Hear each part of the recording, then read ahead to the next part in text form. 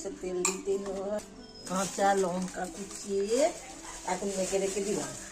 আচ্ছা বাদে আবার পেঁয়াজ কুচিয়ে মাখবো।